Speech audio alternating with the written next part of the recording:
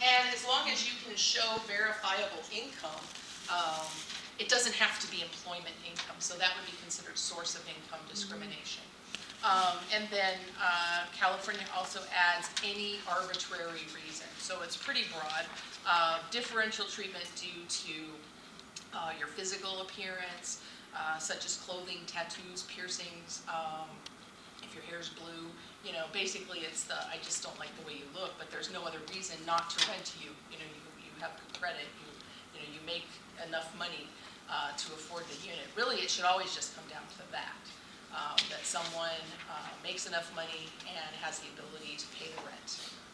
And, you know, has shown themselves, to the extent that a landlord can check your background, to be a good citizen. So.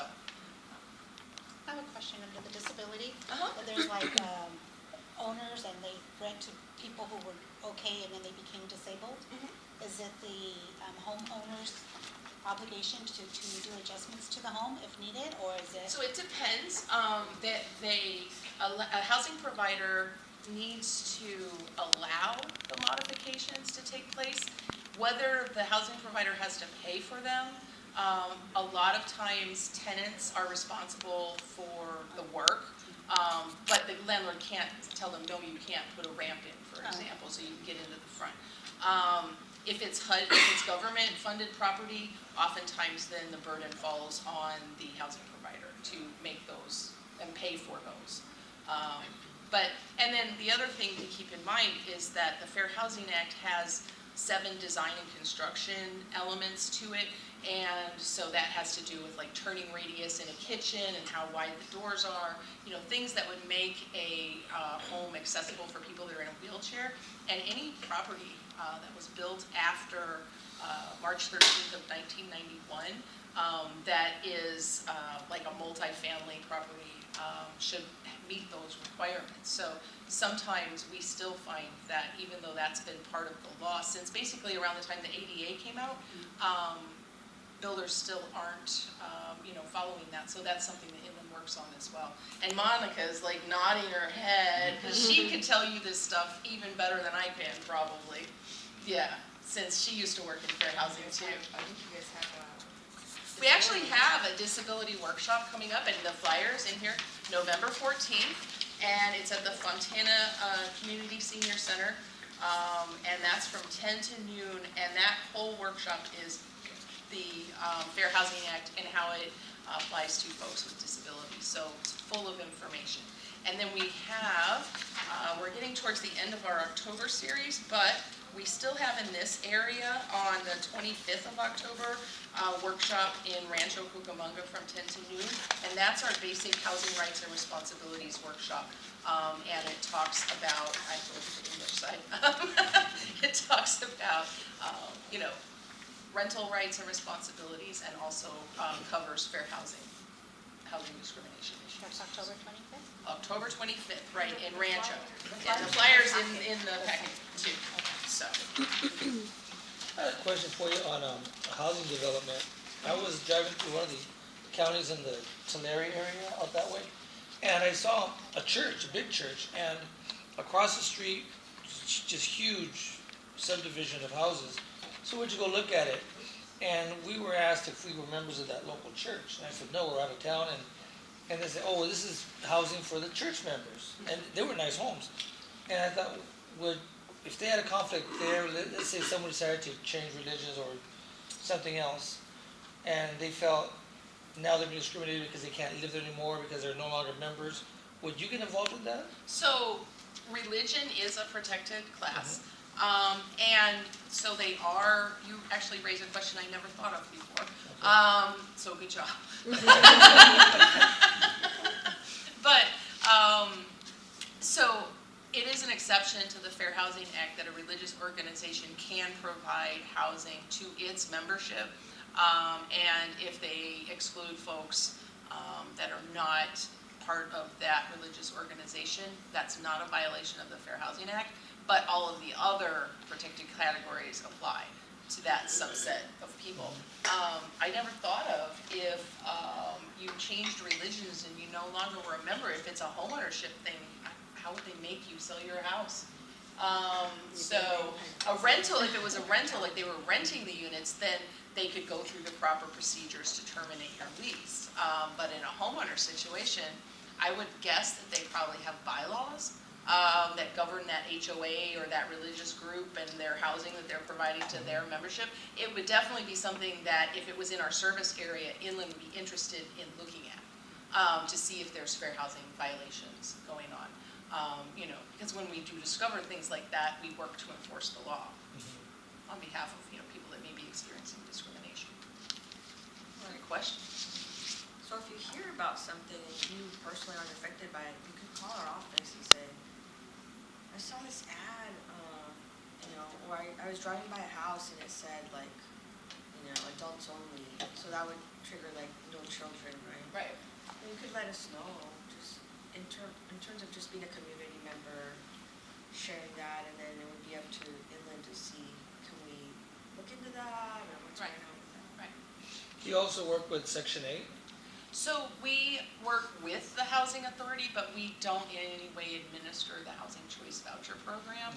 And speaking of that, I can tell you that in California, unfortunately, Section 8 or Housing Choice Vouchers are not covered under the source of income protections. I guess the rationale for that is that the income passes straight from the Housing Authority to the landlord, and the money doesn't pass through the tenant's hands, and therefore California doesn't consider it income.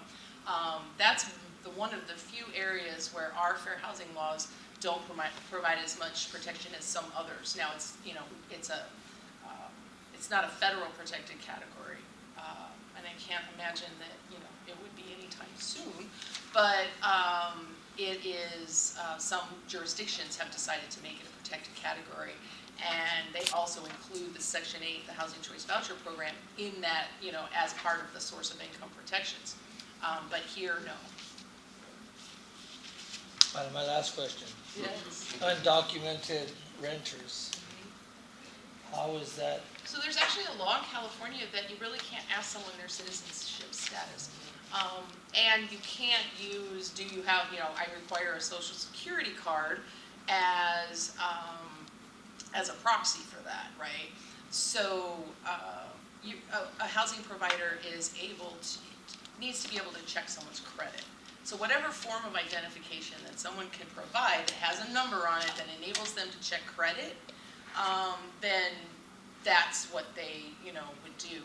But immigration status in and of itself is, you know, not technically a protected class, but it falls under national origin.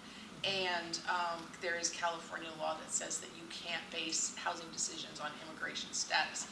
That's state law. HUD properties, you know, federally funded properties are still going to check citizenship status, and they're allowed to do so under federal regs because, you know, the government writes the regs. So. Do you provide services to people? Do you not provide services to undocumented people? We provide services to any resident, any person that lives throughout San Bernardino County. We're actually funded through the County of San Bernardino, for example, through the Community Development Block Grant Program. We receive funding to provide fair housing and landlord-tenant mediation services to residents throughout the county. The City of San Bernardino funds us to provide fair housing and landlord-tenant mediation services to residents of the City of San Bernardino.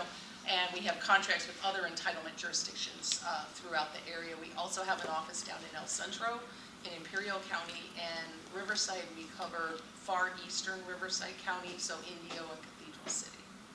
And we do have several satellite offices. We have one in San Bernardino, one up in Victorville in the high desert, one in Indio, and one in El Centro, and our main office is in Ontario.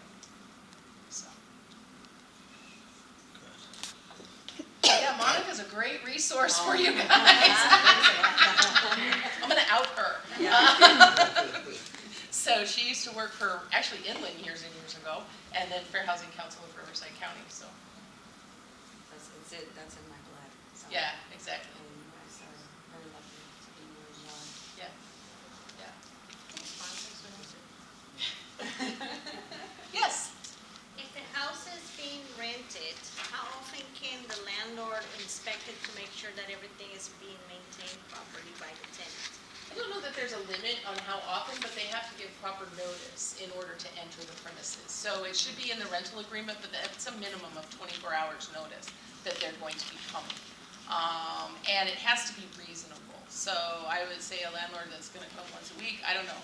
That doesn't seem reasonable to me, but they are allowed to enter the premises, they just have to give the renter proper notice in writing.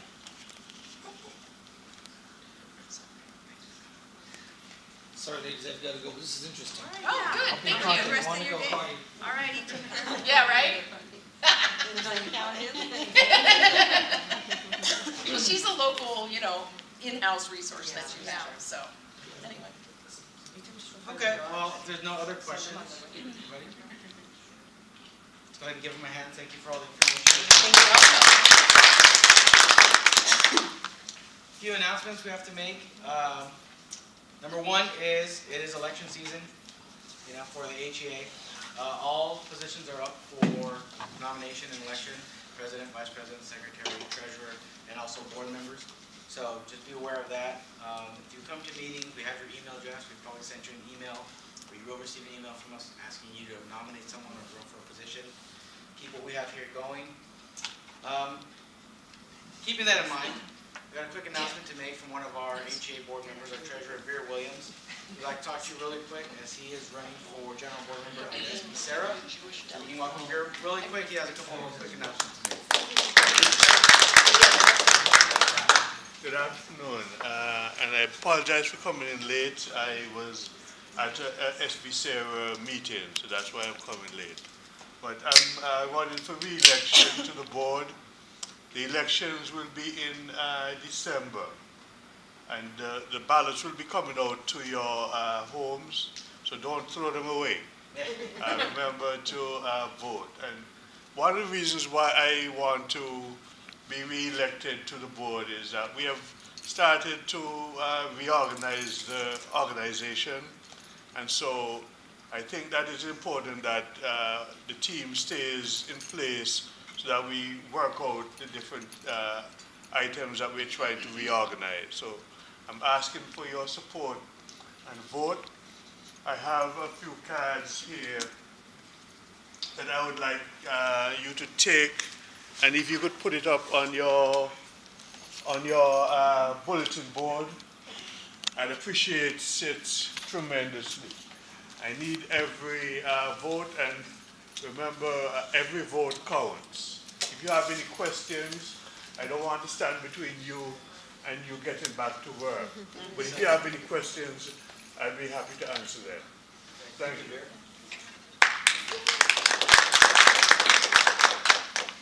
Last two announcements. Keep an eye out for the scholarship opportunities that are going to be announced by the HEA. Every year we give away $1,000 in scholarships. That's one $500 scholarship and two $250 scholarships. And so the only thing you need to be eligible for those scholarships is to be a current HEA member. We have membership forms in the back if you're interested. The scholarships are available to HEA members and their immediate families. So if you have a daughter, son, niece, nephew, something like that that's going into college and they could use the money, the HEA scholarship is something that they can definitely look into. And those, again, will be sent by email. So make sure we have your email if you're interested as well. And we'll get that out to you sometime, I believe, early November. And then the winners are announced in December during our HEA holiday party. The last thing is, we have a raffle. We have one almost every meeting. We switched from having raffles every meeting and giving small prizes to a raffle every third meeting with the bigger prize. So today I think we have two $25 gift cards to raffle off. And so those people that aren't here, that came to the last two meetings, are going to miss out because you have to be present to win. But we're glad you guys are all here because that creates more opportunities for those who are here. So if I can have someone go ahead and pull out some raffle tickets. Okay.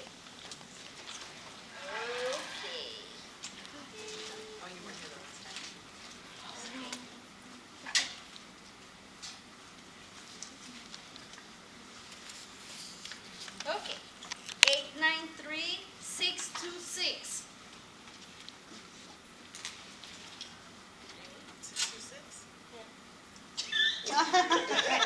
626, right?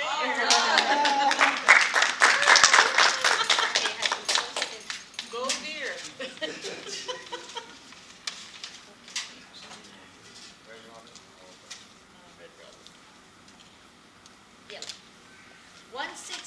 971. Next one. Okay, next. Lucky, oh, 893634. Oh,